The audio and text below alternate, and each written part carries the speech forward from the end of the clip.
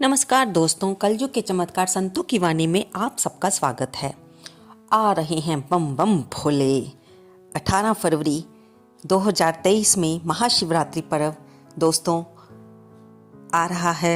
इस दिन हमें पूजा विधि कैसे करनी चाहिए, इसमें क्या क्या नियम अपनाना चाहिए, आज हम इस वीडियो में इसी व्रत की पूजन विधि और कथा के बारे में सुनेंगे। महाशिवरात्रि का व्रत जो कि इस बार 18 फरवरी दिन शनिवार को बन रहा है। जो भी भगत इस व्रत को करना चाहते हैं उन्हें सुबह जल्दी उठकर नहाने के बाद स्वच्छ कपड़े पहन लें और फिर अपने स्थान के पास वाले मंदिर में जाएं और वहां पर भगवान भोलेनाथ की पूजा अर्चना करें। पूजा अर्चना के लिए हमें जो सामान चाहिए वो इस प्रकार है। हमें फल फूल, नैवेद्य, पंचामृत, वस्त्र, माँ गौरा की चुनरी और श्रृंगार का सामान, धूप दीप चाहिए।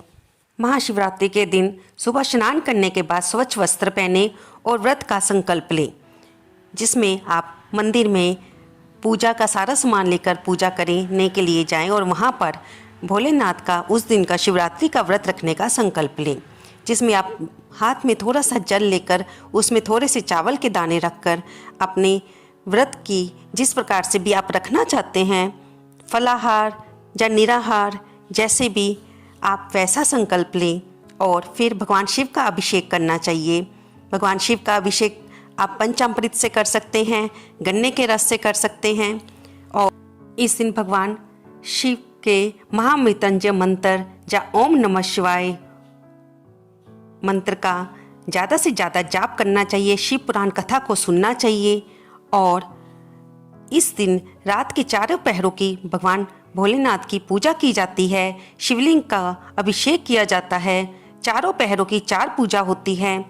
आपको जैसे संभव लगे, अगर आप सारी रात की पूजा करवा सके तो करवाइए, लेकिन नहीं तो एक पूजा तो जरूर करवाइए। रात में भी शिव जी की आरती और पूजा करते हुए भगवान का सारा रात जागरण और स्मरण करना चाहिए, क्योंकि शिवलिंग की पूजा इस दिन महाशिवरात्रि के दिन रात को की जाती है, तभी तो ये शिवरात्रि कहलाती है।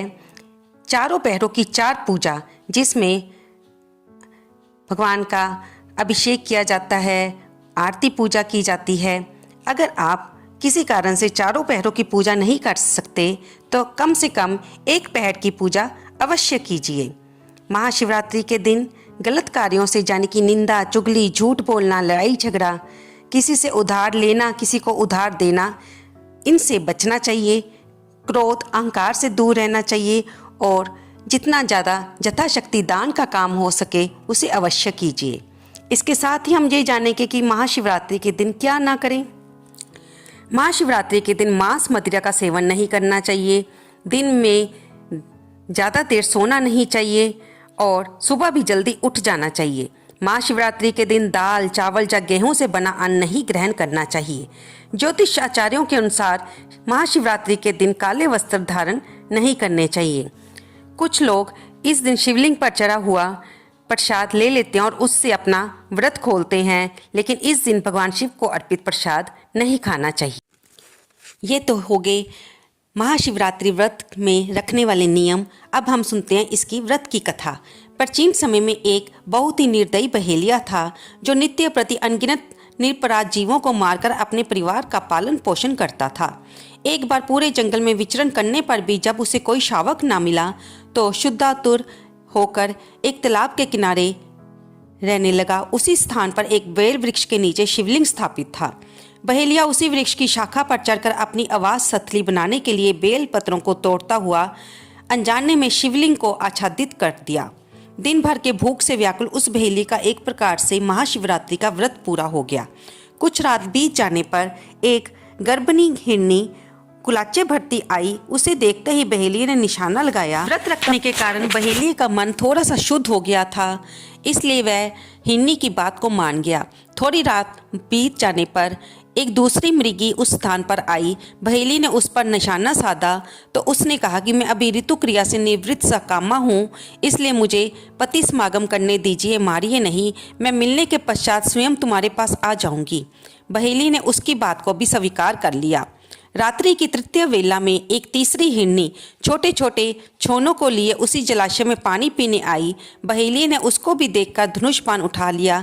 तब वह हिरनी बहुत ही दयनीय भाषा में बोली, हे व्याध, मैं इन छोनों को हिरण के संरक्षण में कर रहा हूँ, तो मुझे मार देना, मैं बाद में तुम्हारे पास स्वयं ही आ जाऊंगी। बहेली ने दीन वचनों से प्रभावित होकर उसे भी छोड़ दिया।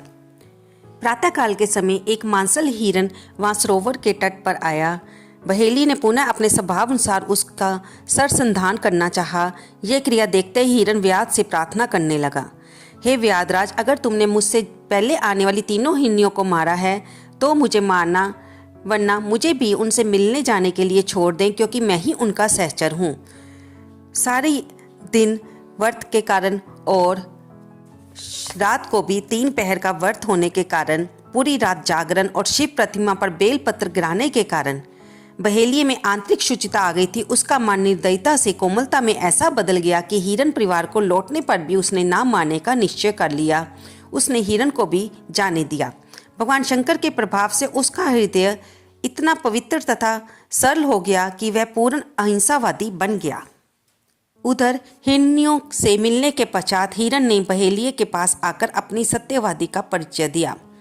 उनके सत्याग्रह से प्रभावित होकर व्याध भी अहिंसा परमो धर्म का पुजारी हो गया। उसकी आंखों से आंसू छलक आए तथा वह पूर्वकृत किए हुए कर्मों पर पश्चाताप करने लगा। इस पर स्वर्ग लोक से देवताओं ने व्याध की सराहना की तथा भगवान शंकर ने पुष्प विमान भेजकर बहेलिये तथा मृग परिवार को शिवलोक का अधिकारी बनाया। तो दोस्तों, ये थी महाशिवरात्रि की पवित्र कथा, जिससे ये स्वयं ही सिद्ध हो जाता है कि सारा दिन व्रत रखने पर, भगवान के भजन कीर्तन करने पर और भोलेनाथ की मंदिर में जाकर पूजा करने पर और अपने घर में भी पूजा करने पर हमें आंतरिक शुद्धता की प्राप्ति होती है। हमारा मन साफ होता है, आत्मा शुद्ध होती है और हम अपने भक्ति के मार्ग में एक कदम और आगे बढ़ जाते हैं। और ऐसी मान्यता है कि जो भी जातक महाशिवरात्रि का व्रत रखते हैं उन्हें नरक से मुक्ति होती है। इस व्रत के करने मात्र से सभी प्रकार के पापों से मुक्ति होती है और आत्मा की शुद्धि होती है। ये मान्यता है कि इस दिन जहाँ जहाँ भी पृथ्वी लोक पर शिवलिंग स्थापित हैं, उस स्थान पर भगवान शिव का स्वयं आगमन होता है। इसलिए शिव की पूजा के साथ साथ शिवलिंग की भी विशेष आराधना करने की परंपरा है। शिव अपने भक्तों को सच्चे दिल से आशीर्वाद देते हैं। महाशिवरात्रि का व्रत रखने से व्यवसाय में वृद्धि और नौकरी में तरक्की मिलती है। इस दिन अगले दिन तिल, जौ और खीर आदि का दान देकर व्रत को समाप्त किया जाना चाहिए, जिससे महाशिवरात्रि के व्रत का पूर्ण फल साधक को मिल सके। आपको ये चर्चा कैसी लगी? कृपया इसे लाइक करें, शेयर करें और कमेंट बॉक्स में ओम नमः शिवाय लिखना बिल्कुल ना भूलें। इससे लिखने वाले को, पढ़ने वाले को, देखने वाले को, सभी को प्रभु की कृपा का फल मिलता है। धन्यवाद दोस्तों। अगर आप मेरे चैनल पर नए हैं तो बेल आइकन दबाकर इसे सब्सक्राइब कर लें।